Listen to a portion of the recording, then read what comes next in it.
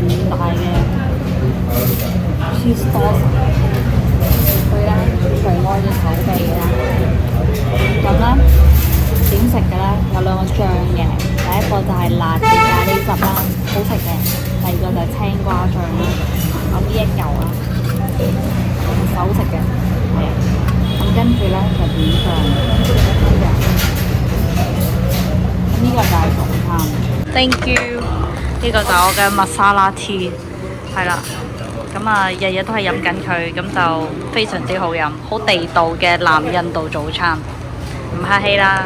而家咧開始習慣咗印度啲香料嘅奶茶啦，所以覺得佢其實好好飲。估下今餐幾多錢？食完個芝士多沙，飲完杯印度香料奶茶，今餐成為15個半港幣。呢一個咧係茴香嚟嘅，咁佢哋咧就當啲口腔清潔劑啦，食完咖喱之後咧就俾你食咁樣咯。不過我唔敢試，我驚成口都係香料味，我會好唔習慣。好，而家出發去睇石窟。前邊左手邊嗰個咧就係我導遊小哥啦，隔離嗰個咧就係專揸車嘅，咁成車得我一個嘅啫。呢個係私人旅程。哦，嚟到呢個金地國家公園，咁我咧就要入場。而家跟住個司機向前行，導遊就同我買緊飛。咁佢好似裝修緊嘅而家。而家要買張飛咧，就上呢個嘅上圖。咁一路行咧，途中咧都會見到一啲嘅村莊啦，有人住嘅喺呢個國家公園裏面。呢個國家公園咧叫做桑賈伊金地國家公園啦，啲人亦都會叫佢做 Borivali 嘅國家公園。點解呢個公園特別咧？佢係一個好非常罕見喺市界裏面嘅國家公園，即係市區裏面一個國家公園。咁呢一個地方就喺孟買嘅北部啊。咁其實佢三邊咧都被城市包圍住，咁所以呢個公園咧仲特別嘅地方就係因為佢側邊全部都係民居咯。咁我哋今日要睇嘅石窟咧，其實就係呢個國家公園裏面，咁就差唔多係2400年前。好，我哋上去睇石窟。咁側邊咧有啲小攤檔。咁頭先咧就坐咗呢一架 shuttle bus 過嚟呢一個入口，大概由門口咧到呢一度咧大概7公里，可以選擇行嘅，咁但係坐巴士會比較好啦。好，而家行上去，兩位男士同我一齊行山啊！今日咁行上去大概10分鐘啦，咁我就唔行樓梯啦。呢啲斜坡舒服好多。咁呢徒步嘅路線呢，可以由45分鐘啦，至到個半鐘頭都不等嘅。咁就按住自己嗰個嘅路線去行啦。咁你可以見到咧，全部都係平路嚟嘅，咁有少少斜度啦。咁都算做好行嘅，新春行大運都唔錯啊！朝頭早嚟到呢個國家公園去睇下嘅話，佢每轉一個圈呢都有個垃圾桶嘅，而個垃圾桶呢都係個造型都係用啲石窟啊、石頭嘅形狀去做，咁所以係完全地融入咗嗰個環境裡面。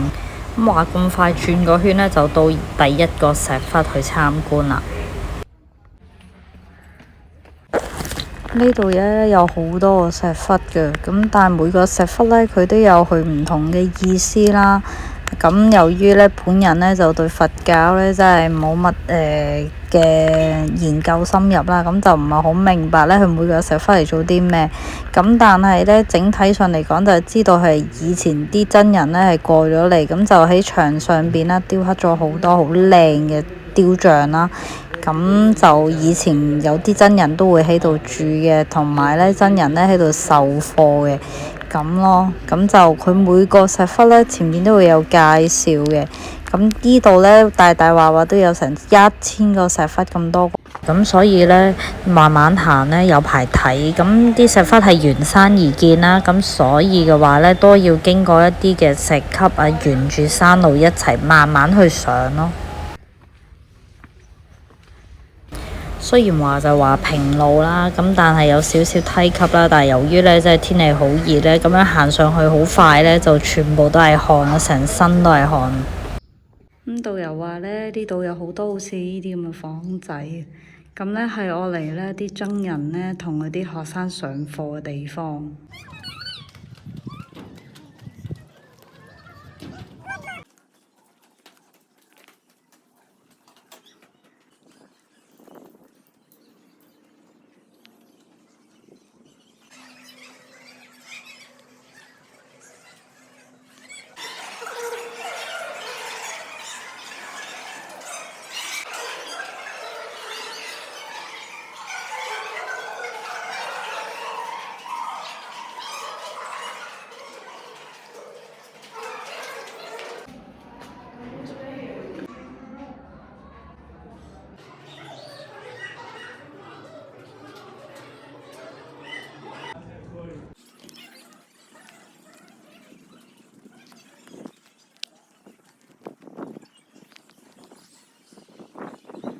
保安員好好照住畀我話天花板有個 colour painting， 跟住下邊都係一啲石窟啊、雕刻啊咁樣。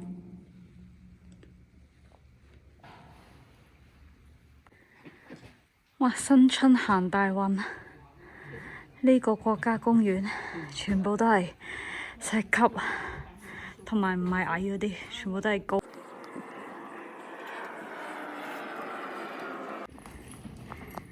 呢度呢，每轉一個圈呢，或者轉角落呢，就有嗰啲管理員叔叔睇住你個安全，所以就算嗰啲石路點樣難行呢，其實都唔係好驚。咁有石窟呢，下邊全部都係一啲嘅水井，咁係古代嘅水井，到而家仲有水，好深，會聽到呢個嘅回音。咁亦見到呢一班學生呢過嚟郊遊。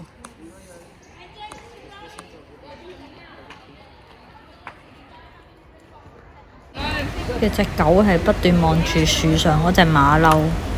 咁呢度啲馬騮會向啲小食攤檔攞嘢食。咁呢個國家公園好大，頭先呢會由石窟嗰邊就坐返 shuttle 落返山啦。咁我哋去咗呢個國家公園嘅第二個部分，咁會進行呢個嘅獵奇。老虎獵奇啦，咁由於呢一個國家公園呢係比較近市區，佢哋話老虎可能都係得3、4隻、4、5隻咁樣咯，都唔會有好多。佢係半野生狀態咁樣去放養嘅。起碼買餵呢個嘅猴子同埋野生動物係罰1000蚊盧比，即係100蚊港幣。原來行去 Safari 個園區都要一段長長的路。唔係我想象中咁短嘅路程，不過途中呢，你會見到呢個國家公園呢，其實佢都管理得唔錯。其實佢有湖啦，咁其實都靚。咁其實隔離嗰啲就係民居嚟㗎啦。呢個國家公園好近市區，其實啱啱個市區嘅側邊。咁左右兩邊，哇不得了！呢條路好長，有排行，係無窮無盡嘅綠色隧道，唔知要行幾耐先去到 Safari 嘅園區呢？抌垃圾、食煙、游水、生火喺呢一個國家公園，通通罰500蚊。呢度可以助養動物嘅，唔同動物呢就有唔同價，大概由2000蚊港幣就係一啲鹿啦，去到呢個嘅老虎都可以呢個嘅領養佢哋個噃。咁其實呢，而家有啲時間，因為而家撞正咗佢哋呢食飯時間。咁而家12點半啦，要等到下晝2點先有車再去 Safari 嗰邊。咁我哋而家喺度等，咁我就喺周邊行一行啦。咁而家呢度有個 tourist 嘅 map， 其實呢個國家公園都好大，佢有步道啦 A 至 D 啦，跟住有唔同嘅展區啦，有可能係一啲嘅仙人掌區啊，有竹林區啊等等。咁而家就喺最下邊一度呢，喺側邊呢，其實係一個嘅野生動物救治中心嘅，有個 wildlife 嘅 hospital 喺一度。咁我就 explore 下，趁有個零鐘頭嘅時間，喺個國家公園嗰度呢，就去行一行，望一望。既然咁難嚟到，呢度距離市區大概1小時車程到，咁可以 enjoy 一下呢個嘅自然生態。咁呢個呢，就係個動物醫院。撞正一班學生過嚟乘船遊湖去郊遊。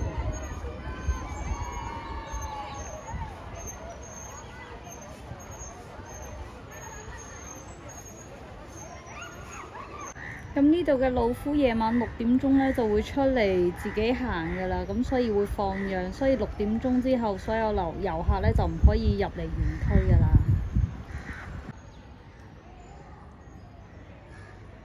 我哋就係坐呢架車，好啦，上車啦！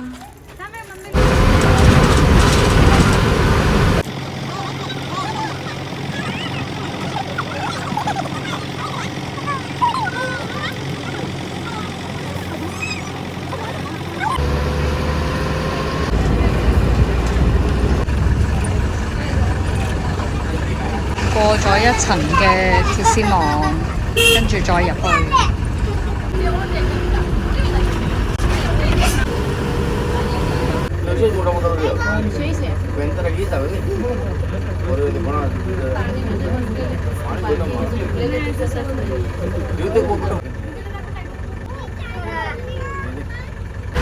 去到呢度呢，咁我以為仲有得睇啦，原來唔係啊！架車係出返去大站門口要離開，哇！簡直完全極度失望，係啦。咁所以呢個國家公園係值得嚟嘅，係個 caves 都值得嚟嘅，係值得行嘅。咁但係下次可以坐 Uber 呢，自己啲過嚟都得啊！我諗100蚊嚟啦，100蚊返去市中心都可以200幾蚊。而家呢 book 呢個嘅 tour 呢係幾百蚊咯，連埋個導遊，其實導遊可以唔使跟你嘅。先嗰個所謂嘅國家公園狩獵之旅，大家千祈唔好當佢一個咩台北公園啊，見到嗰啲獅子老虎咁，完全唔係嗰回事。隔住個車，再隔到2道閘先見到嗰一隻，真係唔好期待咁多。其實真係有啲嘥錢，我覺得今次個 case 係 OK 嘅。好啦，就交咗個學費啦，算啦。咁啊，今晚年29，睇下會唔會出到去食翻少少好嘅嘢，補償一下我嘅心靈。呢條行緊嘅呢係印度最長嘅跨海大橋啊！咁係孟買港口連接道嚟嘅，咁全長大概21.8公里咯。咁佢用嘅鋼筋數量呢，聽聞係17座嘅巴里鐵塔。咁就係其中最大呢係約為一個嘅16.5公里嘅海上高架橋咁樣咯。咁呢一條橋呢，就2018年開始起啦，用咗大概佢哋話接近18億嘅盧比咯，係啦，咁就係連接住孟買啦同埋新孟買呢2個地方。咁以前呢，就要2小時嘅呢2個地方過去對面，咁但係而家有呢條橋呢，就20分鐘就得啦。所以印度啲民眾呢，對呢條橋呢，其實好 proud of 佢哋有呢條橋嘅建成。今日年29，咁呢就要食個團年飯啦。非常之多外國人嘅呢一間，所以應該係唔會食到我肚餓。我就嗌咗中印合璧嘅嘢食。咁呢個就係我嘅年夜飯啦，中印特色餐。中餐呢係有個湯嘅，叫做 hot and sour 雲吞湯，係啦，都幾大碗嘅喎。跟住我嗌咗個蒸飯，跟住呢個係印度特色，叫做奶酪菠菜芝士，係菠菜芝士，係個醬嚟嘅，咁就有啲印度芝士啦，用菠菜打成蓉，咁啊撈埋個白飯食。咁我仲有啲 sauce 嘅，有呢個嘅辣椒汁。有呢個嘅咖喱番茄汁，有呢個嘅茴香籽嘅汁，有呢個嘅 soy sauce 嘅。咁呢餐就係我中印特色餐，嚟到印度又想食中餐，咁就唯有兩者合埋一齊，我食得好開心。年29嘅夜晚，我呢要對自己好啲。3日以嚟未食過晚餐，而家食翻一啲叫做有中式餐嘅嘢，我好感動。嗌咗個 hot and sour 嘅雲吞湯，好耐未食過咁中式嘅嘢。喺度好難揾到，好食，我會對自己好好嘅今晚。年夜飯唔可以對自己咁刻薄。呢一碗嘅雲吞湯呢，有3至4嚿雲吞啦，佢啲雲吞就唔似香港咁薄皮嘅，佢係厚身啲，幾有質感，食落去呢都唔錯。呢個就係印度版嘅 hot and sour soup。裏面嘅雲吞呢係冇餡嘅，咁啊唔好期望咁多。佢裏面係啲青豆2粒，咁跟住有啲味道，咁就包埋一嚿好厚嘅皮嘅雲吞，有4嚿。咁呢個就係呢個嘅酸辣雲吞湯，印度式版。印度菠菜芝士飯，我哋呢劈少少落嚟啦，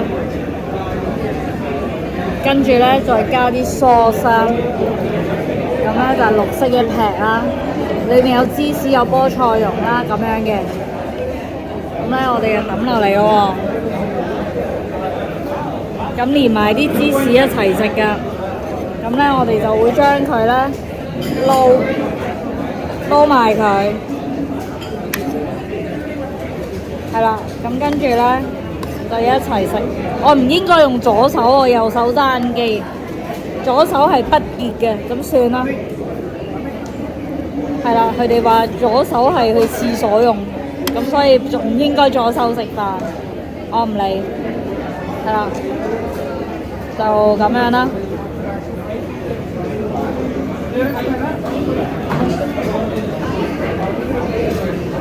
芝士味嘅飯，有啲菠菜味，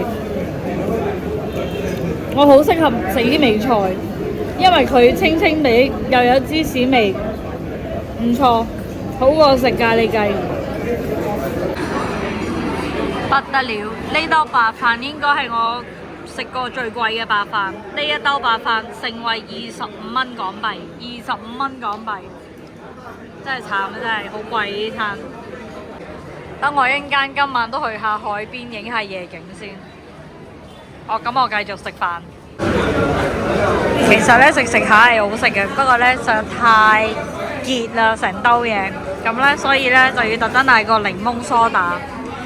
咁啲飯都食咗一半，跟住個咖喱係好食嘅，但係有啲飽飽地，所以要用啲有氣嘅物體令到自己開胃少少。我而家繼續食先。夜晚行夜街，調翻轉頭呢，就去翻海皮嗰邊睇下個夜景。咁孟買嘅夜晚呢，其實都安全。咁就都好多外國人啊，或者當地人咧會出嚟行下夜晚街咁樣嘅，就好似旺角咁。孟買夜晚嘅街頭，呢度係孟買嘅夜景啦，就係泰姬瑪哈酒店嘅外圍。一路望過去就係阿拉伯海啦。呢個就係孟買對出嘅海，咁啲人夜晚呢會可以坐船呢去遊呢個嘅阿拉伯海，咁就係喺呢個嘅印度孟買門嘅前邊。呢度就係泰姬瑪哈酒店啊，孟買嘅地標啊，喺孟買門嘅前邊。咁夜晚呢，佢着咗燈係靚好多。咁呢度全部都係酒店區，咁轉個頭呢，就係孟買門啦。咁夜晚嘅孟買門呢，就比起朝頭早呢，就靚好多，因為佢着咗燈。咁前邊呢個空地呢，好多人喺度影相啊，亦都有好多嘅攝影師喺度問你同唔同佢影相啊，或者可唔可以幫你同個孟買門影相啊咁樣。呢度夜晚好熱鬧，所有遊客都出晒嚟。哇！嚟咗孟買咁多日呢，都係第一次出夜街，喺人山人海。咁夜晚入印度門呢，其實同朝頭早一樣啊，同之前一樣都要過安檢。咦，今日嘅孟買門有燈光 show 喎！原來依兩日1月26號呢係印度嘅開國日，佢嘅叫做印度共和國日啦，叫做 Republic Day 啦。咁所以孟買印度政府呢就應該喺孟買門呢邊呢有個嘅燈光 show， 咁就展示出呢印度由古代啦到現在啦，航空發展啦，5G 時代現今嘅印度係點樣發展過嚟咯。咁呢個 show 呢應該係有20幾分鐘嘅，咁就係好多民眾呢會過嚟呢，係專登呢去睇呢一場咁精彩嘅演出咁樣咯。哇！真係好彩啦，有幸遇到印度75週年嘅共和國日，咁就可以有機會去參與呢一場嘅盛會。聽聞後幾日啊，30號啊，係阿甘地嘅死忌定唔知點㗎，又係有活動嘅。聽聞喺新德里嗰邊，咁到時呢，我應該飛咗上去，咁就睇下撞唔撞到有冇其他特別嘅活動可以參與一下咯。印度政府好好啊，後邊呢有晒凳啦，俾啲民眾呢喺現場孟買門前邊呢去觀賞孟買呢佢哋嘅歷史。咁就完成咗我年29喺印度嘅一日，祝大家除夕快樂，團團圓圓。